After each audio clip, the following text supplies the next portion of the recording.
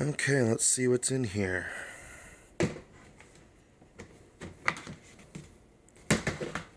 Oh, oh wow, that is dirty as hell. There's a lot in there too. Look at that. Okay, so I don't know where my father got this. Let's see what we got here. That is a 2-lane rail bridge that needs some serious work.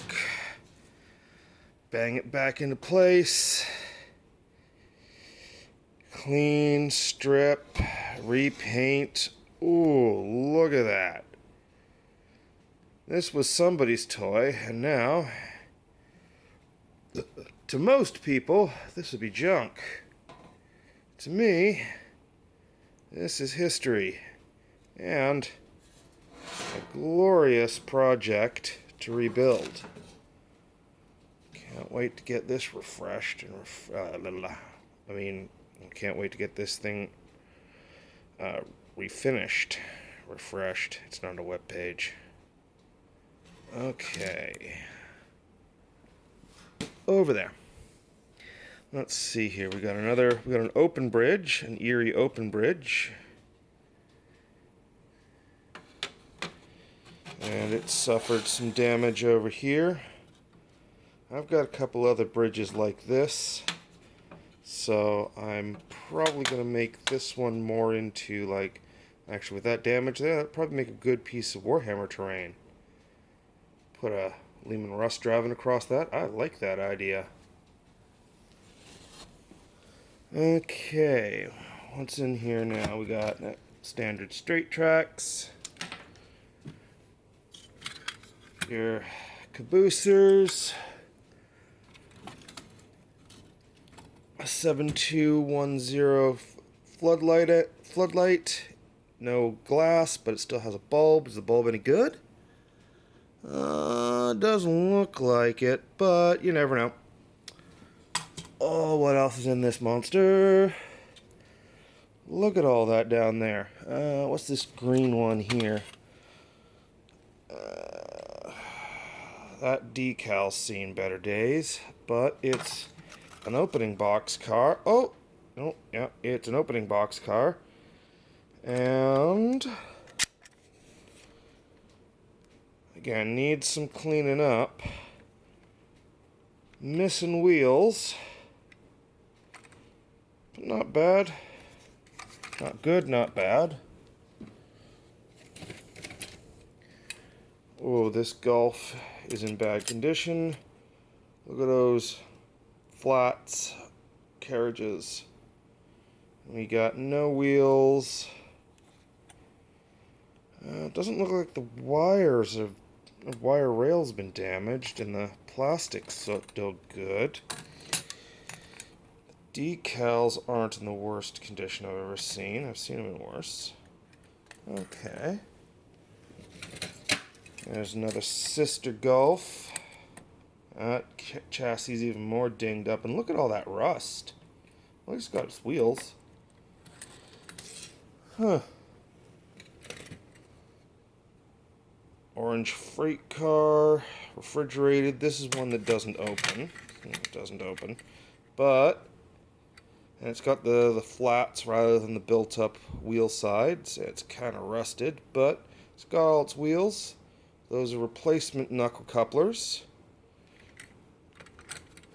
Let's see here. I want to point out this Golf car has the latch couplers rather than the knuckle couplers.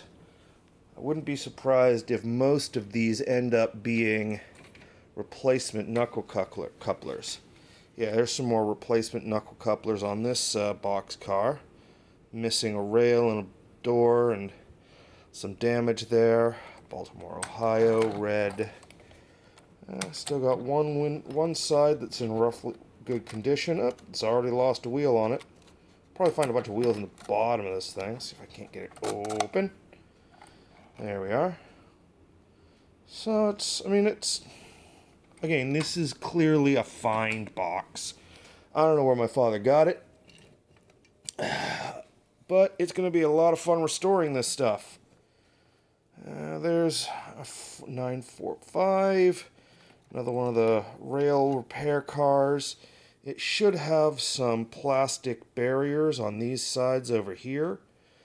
And, oops. But they're not here at the moment. They might still be in the box. But the brass at the back is all in good condition. Just needs to be cleaned up. And it's got the wheel on the brass, the brake wheel on the brass. That's actually a good sign. And the decaling on, or the writing on the cab and on the chassis are both in good condition. Yeah, that's nice. Let's see what else we've got in here. Well, we've got a loose cab box.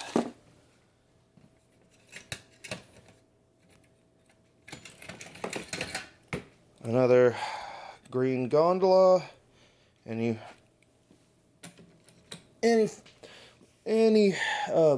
word so well, the best words. English is such an easy language to speak.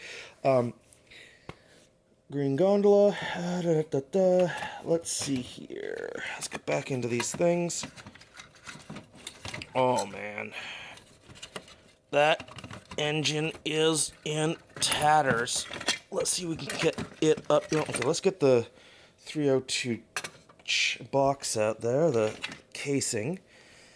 Here's the chassis, and that is in rough condition. There's your driver lines, your smoke and choo-choo unit, which is this and this here. I don't actually think this is a smoke. It might just be a choo-choo. Might just have, yeah. I don't know, it's a smoke and choo-choo unit, alright. But man, look at that. So much grime, so ancient. For those who aren't familiar, these are all American Flyer trains made between 1946 and 1964. So some of these could be easily 45, 75, 80 years old at this point. So to find them even in this kind of parts condition, it's not bad. Look at this. Look at all this. I wonder when the last time this thing was opened. When it was put in here.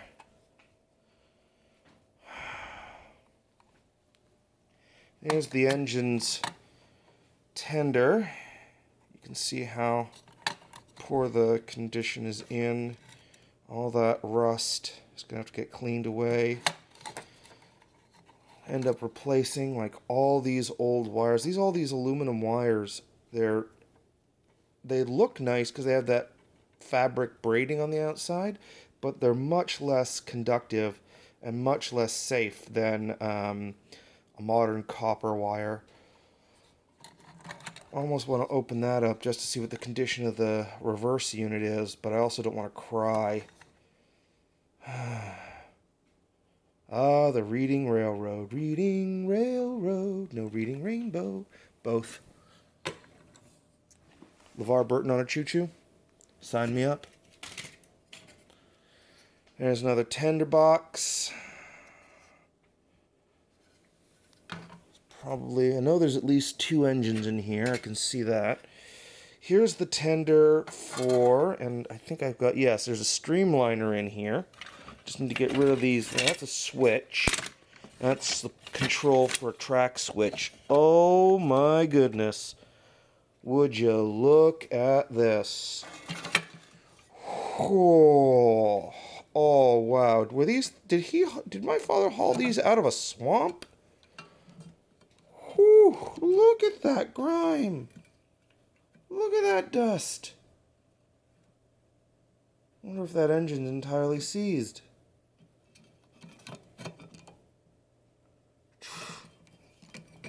Well, let's see. Can I turn focus? Can I turn the engine and turn the wheels? I can. It's not seized. In fact, it feels fairly smooth. Probably still finely oiled in there. I'm not going to open it up quite yet, but yeah, you can see them wheels moving. You can see them wheels moving as I move my thumb on the electrical engine. Again, it always fascinates me. Gilbert, A.C. Gilbert, the company that made these, invented enameled copper wire. And what did they do with their genius invention? The device that could, create any kind of fractional horsepower electric motor the way they'd always wanted to? Fans and trains. What, power drills? Those can come later. Trains. Choo-choos. That is a man by my own heart. Oh, and look at this casing. Like, that streamliner has seen hella better days. You ran into a streamliner in the wild today, like you were walking through a forest and you happened across a forgotten ancient steam engine, it would look just about like this, in this condition.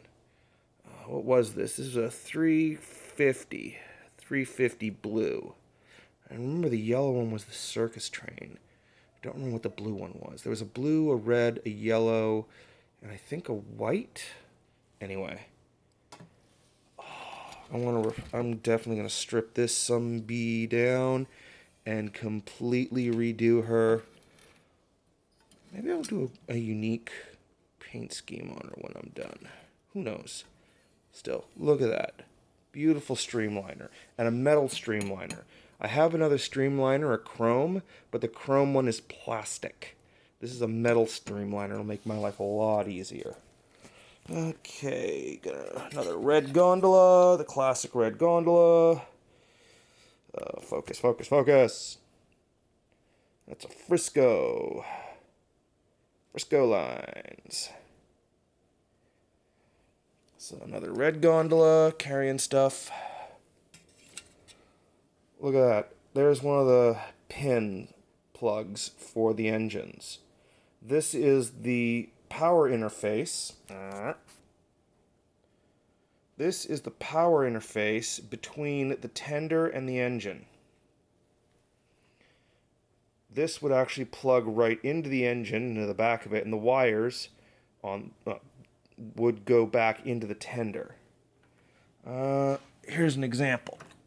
In fact, I would not be surprised if this here was not at one point connected to that there. Okay. Look at that ancient junk. Look at all this ancient junk. We've got another green passenger car. Put this down. There we go. Got a green passenger car. Okay. Oh, Niagara Falls. Going all the way up to Canada.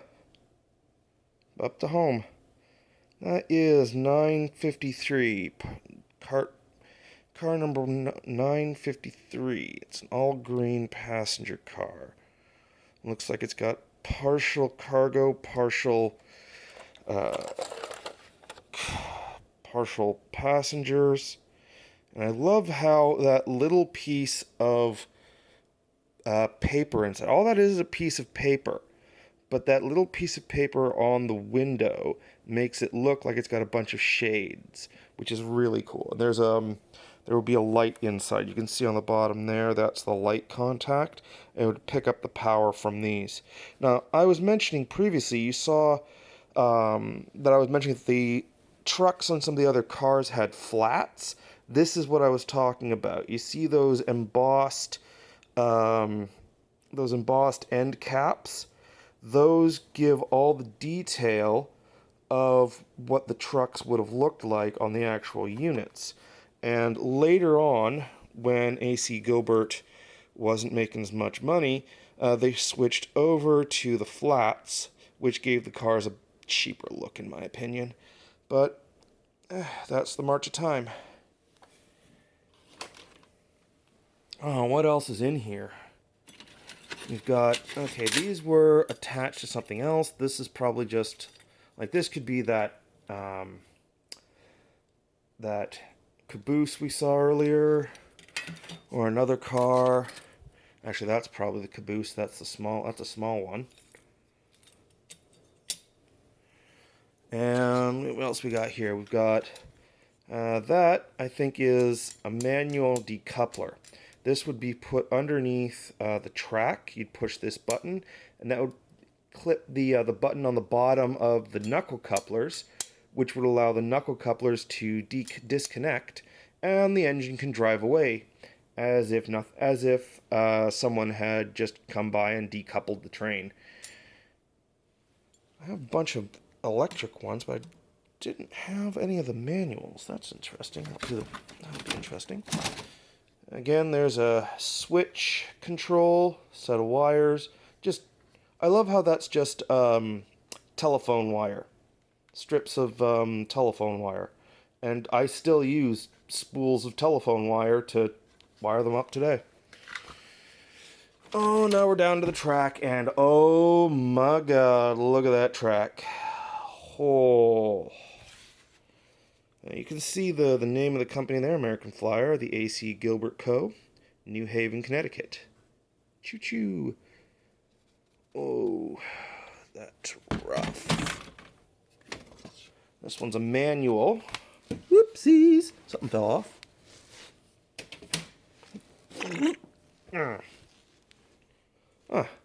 This is a reverse unit. So, this basically has a mechanism, and I love this little thing, but it's the biggest pain in the butt in the world.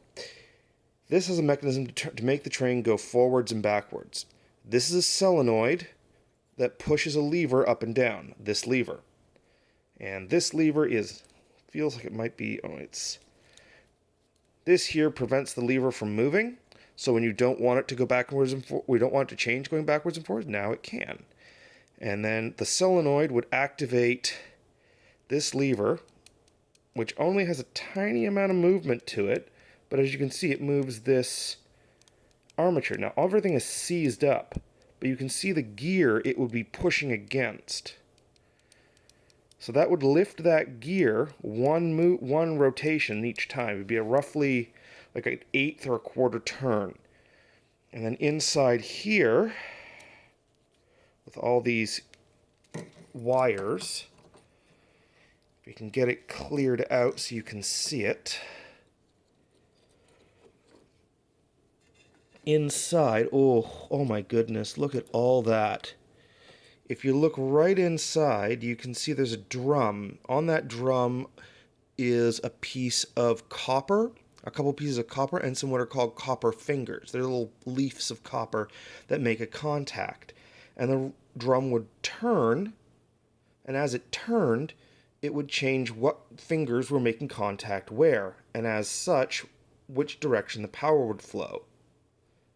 These are the easiest part to break. Those fingers, they oxidize quickly and they bend out of place really quickly.